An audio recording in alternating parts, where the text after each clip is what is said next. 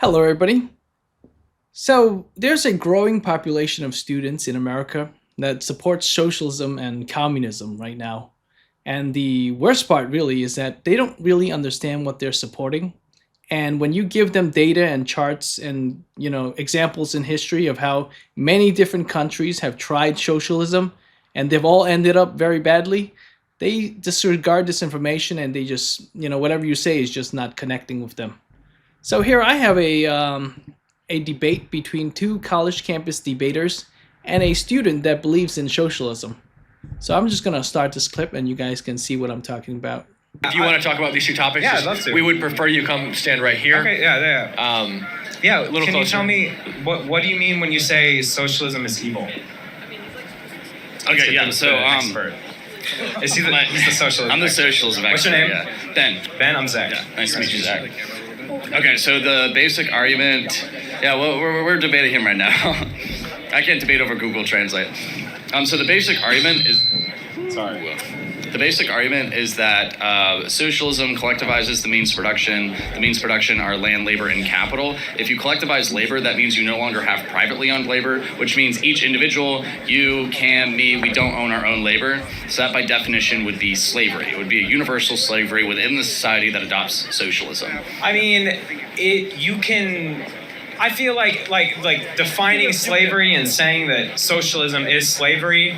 Well, slavery is when you don't own when somebody else owns your labor. In this circumstance, it's like society or the state, kind of depending on how socialism is set up in that particular nation. Yeah, I hear that. It's strange because I feel like it's equating it to slavery because slavery is something that happened in America and we Yeah, I mean, it wasn't like happened. chattel slavery. They weren't like, you don't go around like beating all the workers or whatever. You can define it as slavery, but what's going on in Europe right now is not what was going on in America in the 1700s. Right, well, I mean, Europe's not socialist.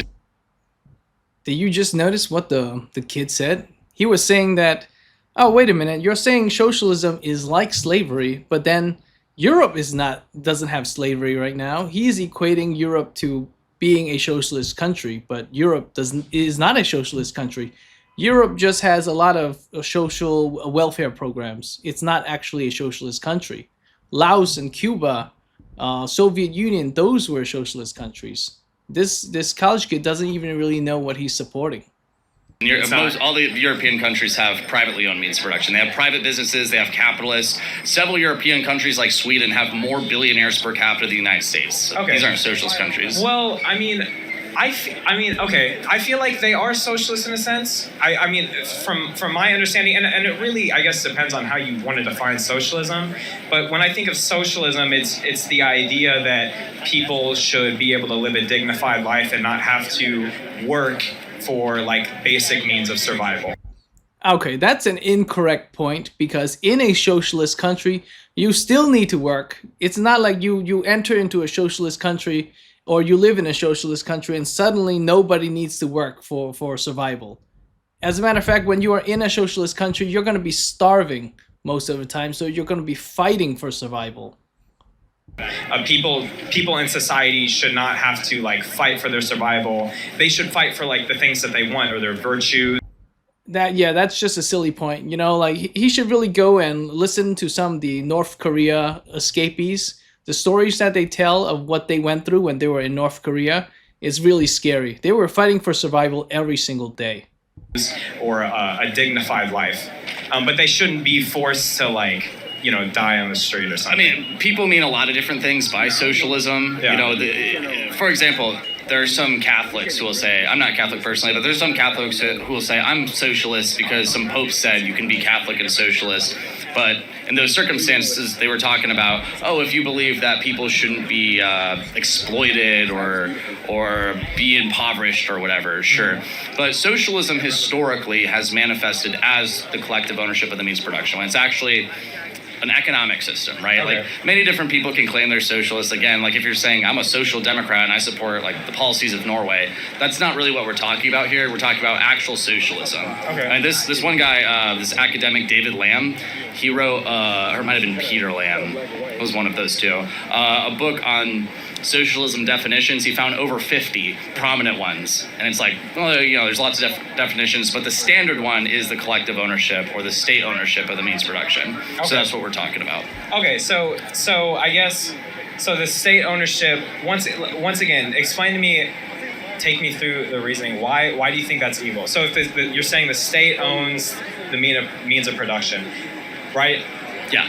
So what would that look like? What's like a good example, I guess? Well, we've had it happen many times, like in the Soviet Union and China. But let me actually give you kind of how I came across this argument. Okay. This is kind of my own original argument. Some people have made similar arguments, but this is kind of my own original argument. I was reading this old book that was written in the late 1800s by this German guy named Eugene Reichner. It's called Pictures of the Socialistic Future. And this was before there was ever any socialist countries. Soviet Union didn't exist yet. What he did was he read what the socialists were advocating for, and then he wrote about what would Germany look like if it became socialist in the future. And one of the things he covers is emigration. And he says this new socialist government, it's a fictional novel, by the way. He says this new socialist government implemented a law where they wouldn't let any of the workers leave without permission. They couldn't just leave the nation because the government was entitled to their labor, right? So if they were leaving without the government's permission, they're taking away the government's labor, essentially. Right. Now, fast forward decades, Germany becomes socialist twice. Yeah. National Socialism and then socialism under the Soviet Union. Both times they had this exact restriction that this guy predicted just by reading what the socialists were advocating for. The Berlin Wall was built for that because many of the people in the socialist East Germany were going to the capitalist West Germany to get actual jobs. And so they built the wall and killed anybody who tried to flee. Can socialism not have those things? Do you not find it virtuous to try to provide for vulnerable parts of the population, to try to make sure that everybody gets to live a dignified life? People don't have to turn to means that they wouldn't normally turn to be able to provide for themselves and their family. Do you not find that virtuous? If you support a welfare system, you can't support socialism because a socialist society cannot build the wealth to fund a welfare system. If you look at the Soviet Union, they put into law everyone's going to have free housing, free healthcare. In reality, that didn't happen. Absolutely didn't happen. People were not getting adequate access to healthcare. Even if it was free, people were actually paying rent. In China, people were paying rent. In fact, rent went up under Mao Zedong. So just because you write it on paper doesn't mean it's going to happen. The problem was they didn't build the actual wealth and infrastructure to actually have a welfare state. So if you're pro-welfare state, you have to be pro-capitalism. Okay, that's very interesting. So it's nothing necessarily to do with providing for people. Providing for people being inherently wrong. You're saying that. What I want to ask is, can that? That is a good point. There's nothing wrong with providing for people. It's just that under a socialist government, you will not have the money to provide for people. That is what Ben is getting at. That cannot happen, right? You can still have socialism. That's not inherent to what socialism is. You could say hypothetically we don't put in this law, but they always do it, right? People are going to leave. Socialist countries impoverish people, so people want to leave. Every single socialist country today has a net negative migration rate. Cuba has had a net negative migration rate since 1959 because nobody wants to stay in the socialist country. I guess you're saying the state owning labor is evil? Asking this question is so silly because let me just change the wording of that just a little bit. So if your master owns your labor, it is evil. I'm saying this in an example of a slave asking, if I don't own my own labor, but my master, who is my master and I'm his slave, owns my labor, is that evil? Of course it is. When you don't own your labor, it is inherently evil because you no longer own yourself.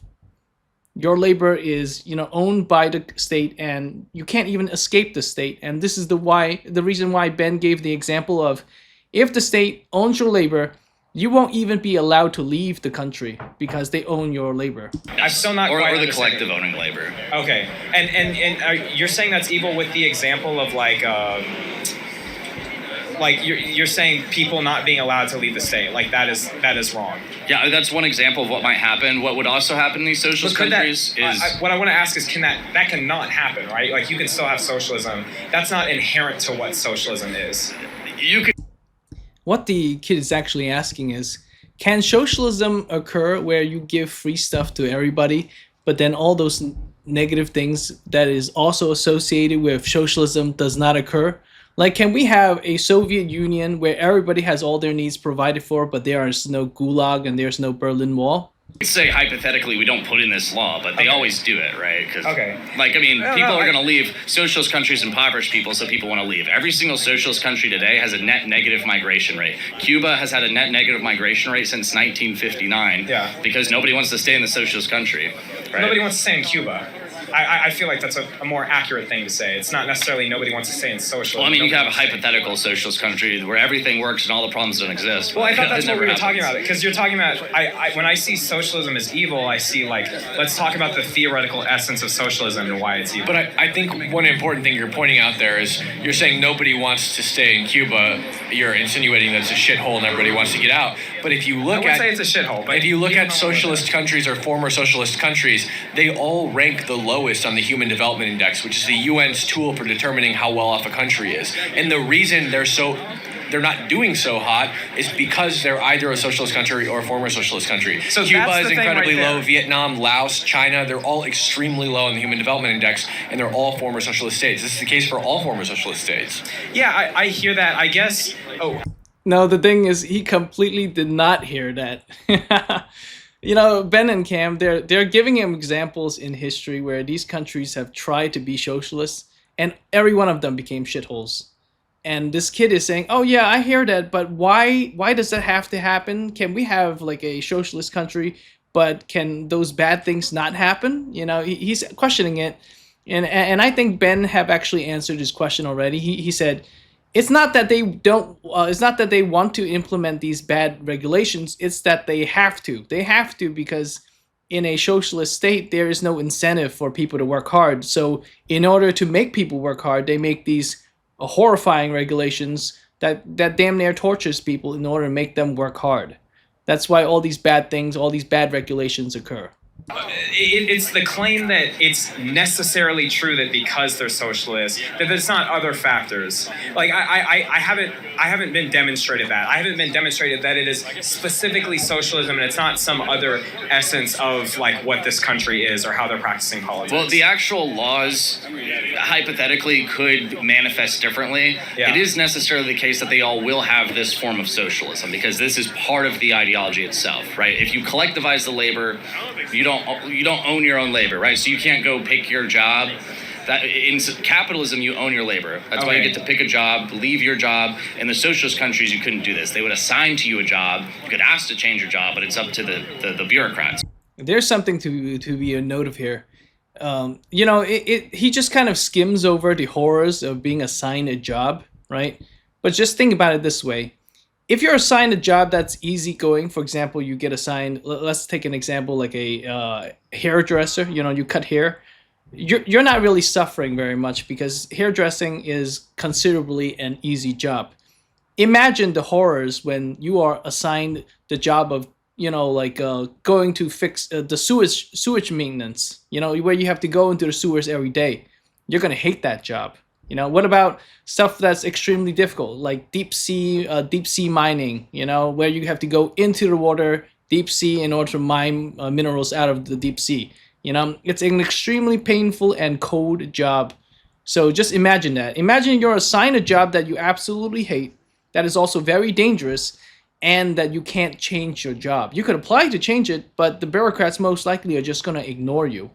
You know, just imagine that for a moment. How it would feel to be forced to do a job that you don't like, that you cannot get out of because the state owns your labor. You have effectively become a slave without you really consenting to it.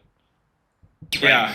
So, but you could hypothetically say, oh, they just wouldn't do that. The problem is they have to, because either everybody's going to go into absolute destitute poverty and everyone's going to be dying. Because actually, there was a time where they tried this.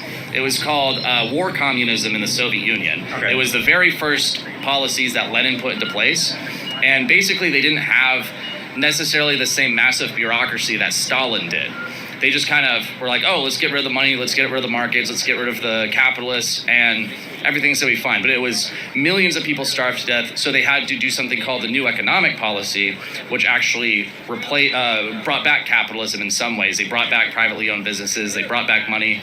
I have a coin that was minted the year after they brought back money in the Soviet Union.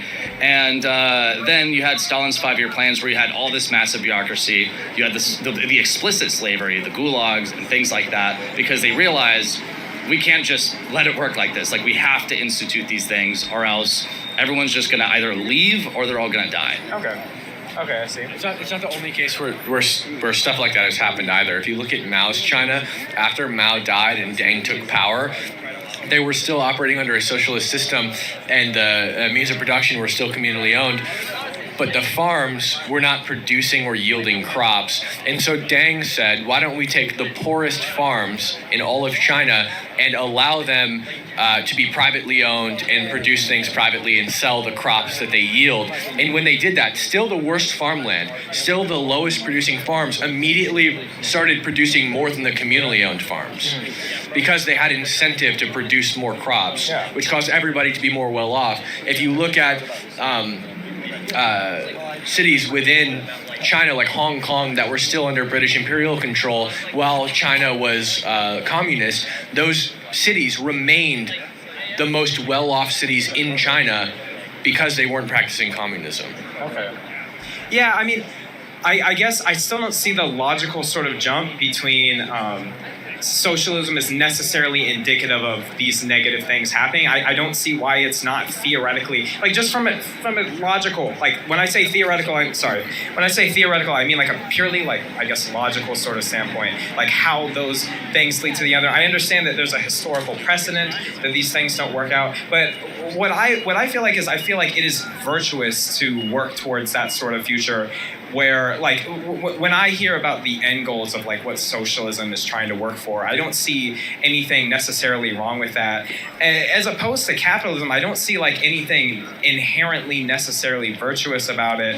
I feel like the argument a lot of times is this, just like, well, this is how it works. And it's like, well, I understand.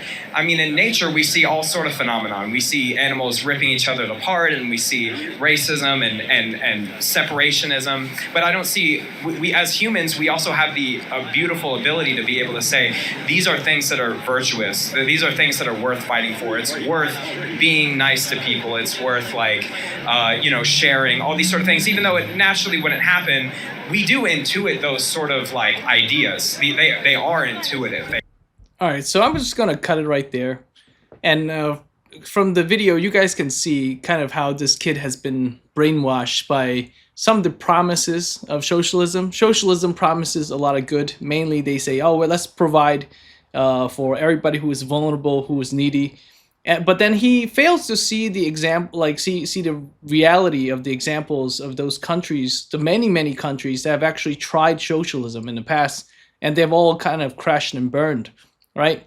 But he does bring out a good point. The good point is that he doesn't see the logical connection between how socialism could promise all these good things, but then suddenly, when you're telling him that, oh, at the end they always crash and burn, he doesn't see the middle connection point. Like, how does it logically, step by step, go there? And he was asking in the middle of the video, I have never been demonstrated that. So I was figuring, like, why don't we demonstrate that to him in, like, a very simplistic form? But how do we demonstrate something to somebody that doesn't really want to listen to facts, doesn't want to see, doesn't want to hear, like, about history, examples of history? So I figured that the only way to really demonstrate something like this to a person like him is to do a simulation with him, like to run through what would happen in a socialistic society. All right, so let's go. Okay, so I threw together a couple of simple drawings. Forgive my artwork, they're not the best, but I think it does go and describe the situation pretty well. So what's going on right now is that the college kid is asking why, what happened? In the beginning, step one, it is socialism promises a great deal of virtuous things. The kid has mentioned, these are all things that we should be working towards.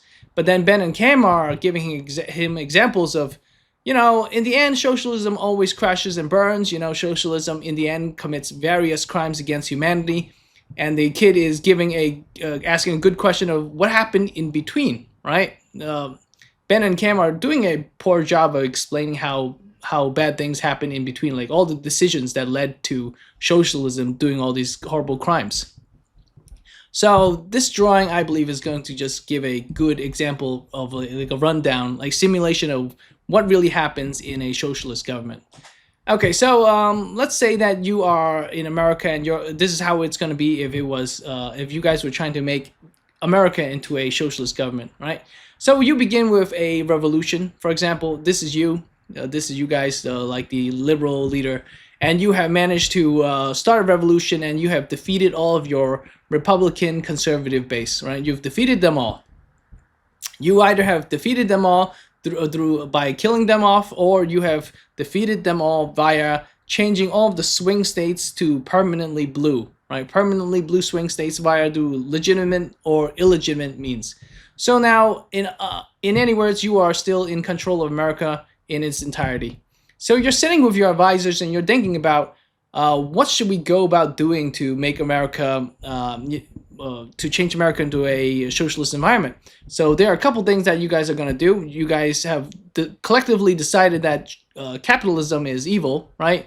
Because it is only under a capitalist society where there could be billionaire CEOs, and then at the same time there would be massive injustice, where there would be people who are homeless and penniless, sleeping on the floor outside, right? So you guys start off, you guys have removed money and removed free trade, and then your goal of socialism is to create a utopia that is a perfect utopia with equality for all, right? And then other promises that you guys would promise, that socialism promises, include free food, free housing, and free healthcare for everybody, right? But to simplify this analogy, we're just going to simplify all of those promises into three like tangible items. Food would be potatoes, housing would be the stone to build and repair the houses, and the coals to fuel the houses, and healthcare would just be medicine. Okay, but the second that you remove capitalism, as Margaret Thatcher has said, socialism sounds great until you run out of somebody else's money. So you can no longer take somebody else's money and give it to those in need. Because right now, when there's nobody to take the money from, you suddenly realize that in order to have the potatoes to give to somebody, you must first make the potatoes yourself.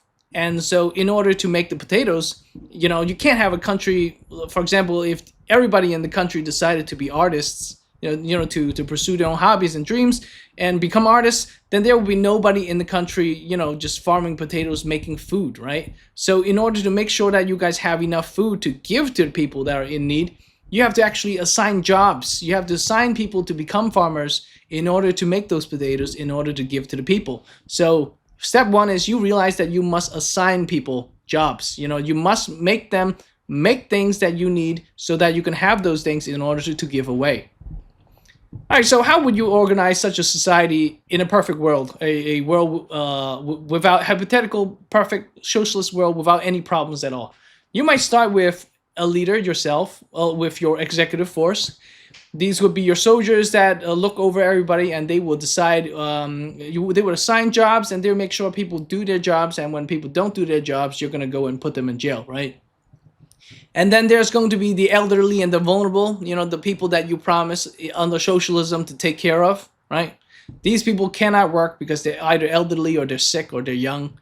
And then you're going to assign them to three major jobs, right? There's going to be the farmers that goes to make potatoes. There's going to be the miners that goes to make the stones and the coals. And then there's the doctors that goes and farms and makes the medicine, right, for the farm plants. And in a perfect world, everybody, each one of these workers would each make 10 of each product, right? So then you have 10 potatoes, 10 stone, and 10 medicine, so that you can give one to each person by the end of each day, right? There's 10 people here. You would each make 10, and you will be it will be enough to give to everybody. But in a not perfect world, in reality, problems occur every day, right? There could be natural problems such as some land being filled with rocks and or are just acidic and they're just bad soil, bad farmland, and so your potato plants just don't grow as well, right? Or there could be seasonal issues, stuff like, bad harvests, long winters, or like insects and bugs eat at your potato plants. And of course, something else that happens, and that is envy and laziness. For example, John here could go and make 10 potatoes. He could work really hard and he could actually reach the quota of making 10 potatoes. But Amy here could just do nothing and make 0 potatoes. But then at the end of the day, because you're in a socialist environment and you're collecting everything that they make and then you're redistributing it back to them, right? At the end of the day, John's going to get back 1 potato for himself to eat, and Amy's going to get back 1 potato for herself to eat. And John's going to hate Amy because he works really hard to make 10 potatoes a day, whereas Amy works, not hard at all, and she still gets 1 potato at the end of the day. So he's going to start thinking to himself, wait a minute, if it's like that, I'm just going to work less hard and I'm going to go and, just make, 5 potatoes instead of the 10. I'll work less hard, I'll work less hours, since I'm still getting 1 potato by the end of the day anyway, right? Who likes extra work and working overtime, especially when your fellow employee is not working at all and they still get paid the same, right? The problem with socialism really is the fact that it does not incentivize people to work hard. All right, the state collects your labor and then redistributes it. So whether or not you work hard, it doesn't change how much you're going to get at the end of the day. As a matter of fact, you're incentivized to work less hard so that you can conserve your own energy. All right, so at the end of the day, the results would be, for example, you're going to get maybe 5 potatoes and 5 medicine instead of the required 10 potatoes and 10 medicine. In other words, your country is going to immediately start starving because everybody is not incentivized to actually meet the 10 required potatoes per harvest. But then problems get even worse for the miners. What is not said within, what is not spoken enough about in a socialist environment is that you have to assign jobs to people, right? But then jobs are not inherently equal. For example, there are some really dangerous jobs, like the miners here, where they have to go into mines and inhale poisonous fumes and carry back-breaking loads of stone, right? And so this job is very difficult. But the problem is when, at the end of the day, they are still only getting 1 potato for their work. So these guys, these miners, are going to be so upset, really upset, that these farmers can work a relatively easy job and still get paid the same amount as them, since they are back-breaking, their jobs are extremely difficult and they're breaking their backs, right? They're going to be really, really upset. So they are going to be incentivized to make less stone. They're going to be making 5 stone instead of the required 10. And also they're going to be very unhappy, right? Okay, so your country is starving now and you are lacking stone for the houses, you're lacking medicine as well. So what is a solution that the country might come up with?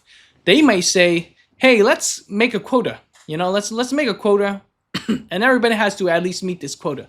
You say to everybody, okay, from now on, you guys have to at least make 8 potatoes, right?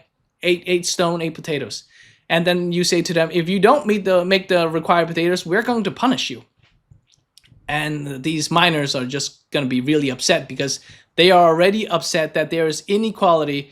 So in the pursuit of equity, by giving everybody 1 potato, regardless of your position in the society, you are actually creating injustice, even though you're saying you're pursuing equality. Because true equality is paying the person who works harder more. This is how you treat people equally. So like, for example, somebody who works very little, you would give them less because they have earned less, right? And somebody who's worked a lot or is working in back-breaking jobs, they should get more. But you are paying everybody equally. So these miners are already very upset. And so what would happen if they don't meet the quota? You may pursue several different types of punishments. You may say, for example, oh, we're going to give you half a potato from now on, which will result in them starving, right? They were already backbreaking, and now they're starving. Or you could do what Soviet Union did and start the gulag, right? If you guys don't meet the quota, we're going to punish you physically. This is the soldier with his whip, and he's whipping the workers. They have truly become slaves now. And also other problems occur, which would be corruption. The doctors themselves in the country are starving. They're not paid by the government, remember? They're starving. They also get their distribution of food every day. But since there's not enough food to go around, the doctors are starving. And also there's a deficit in medicine as well. So who do the doctors decide to treat? They are going to treat those that can afford to bribe them. That's who they're going to treat because they have a deficit in medicine. And let me ask you a question. Who is the vulnerable class and that's most likely not working and would not have the bribe, the money or the food to bribe the doctors to treat them? It would be the elderly. And that is why you see that the elderly are almost the first to go in a socialist environment, which is ironic because socialism kind of promises to take care of the elderly and the vulnerable, right? But in reality, socialist countries, you could see dead bodies everywhere. You could speak to or you could listen to some of those like North Korea escapees where they talk about, seeing a dead body is commonplace. You see dead bodies everywhere in socialist environments. So yes, doctors would only treat those that can bribe them. All right, so what happens next? All right, everybody's starving. There's massive corruption in the country. Your spies in the country have started to let you know that people are talking about revolution. And you know that you must stop a revolution from occurring because if a revolution does occur, well, then there's going to be millions and millions of deaths, right? Unnecessary deaths. You want to stop this with whatever it takes, right? For example, you start to see people congregating, and they're talking about capitalism again. They're saying, no matter how bad capitalism is, it's got to be better than socialism, right?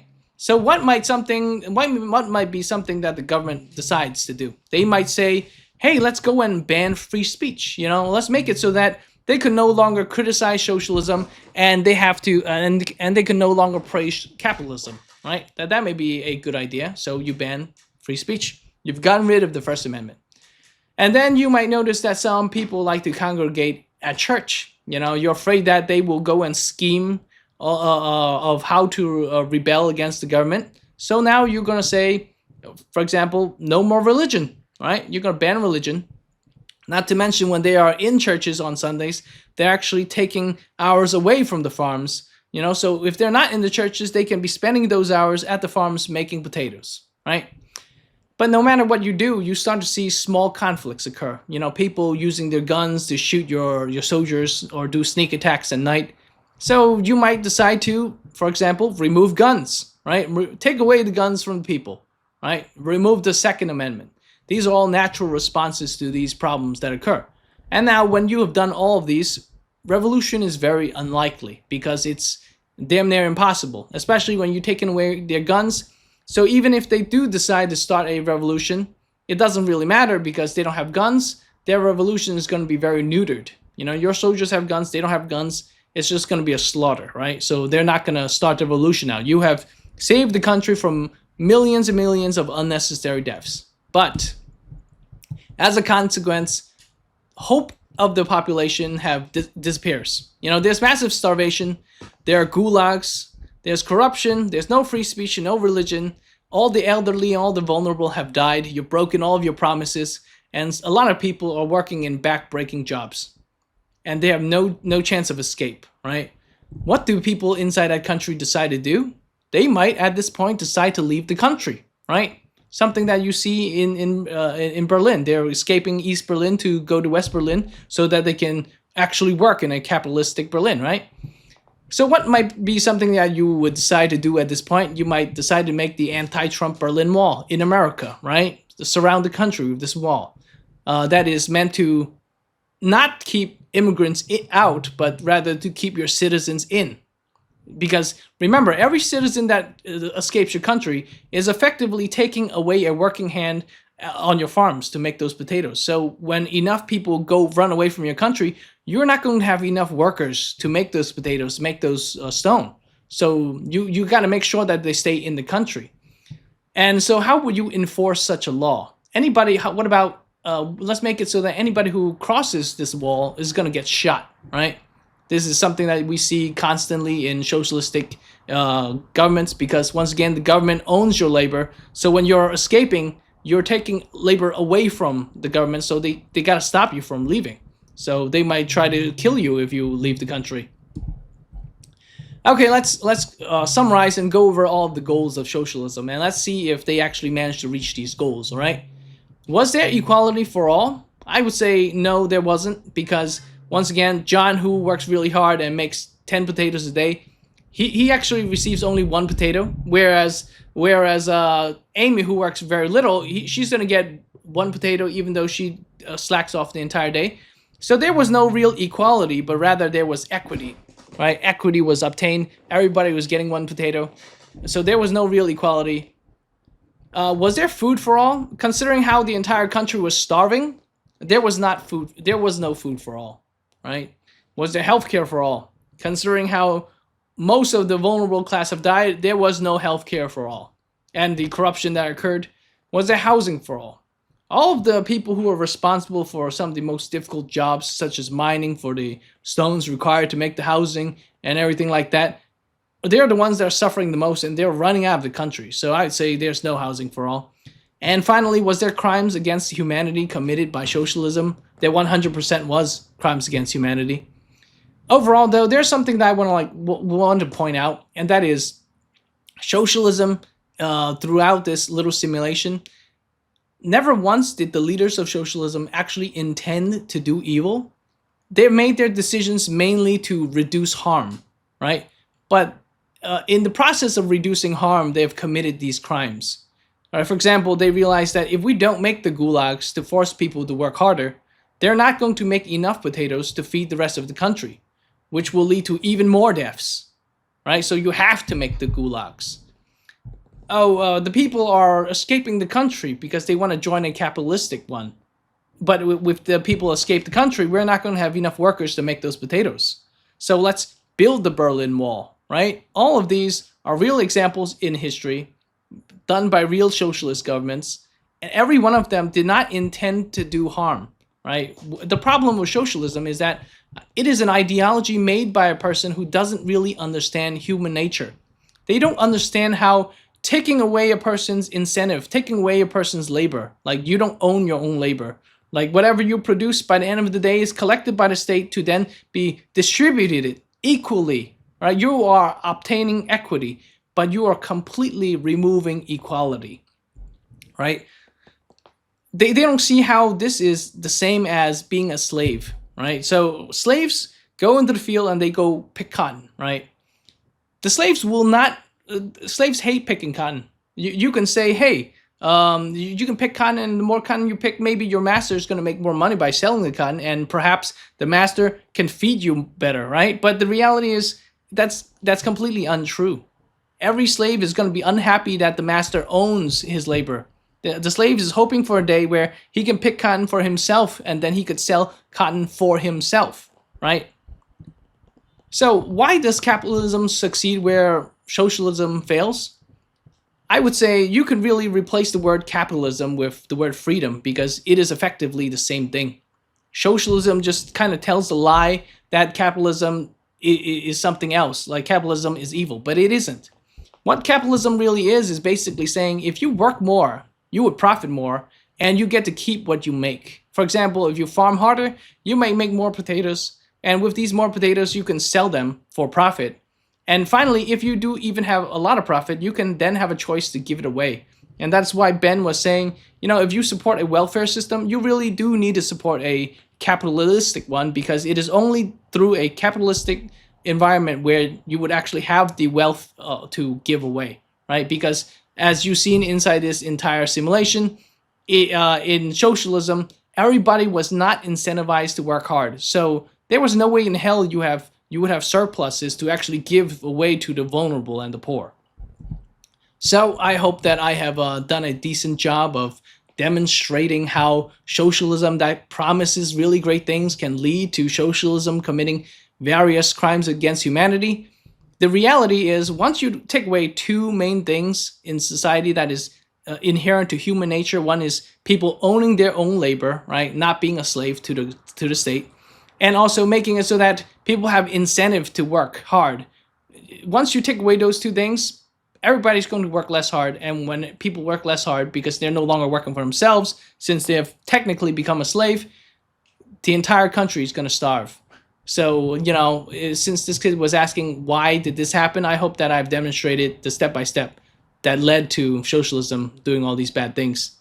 And anybody who's watching, if you guys think I've left something out or I've done something wrong in my examples that I've given in my drawings, let me know. Let me know what I missed. And see you guys next time.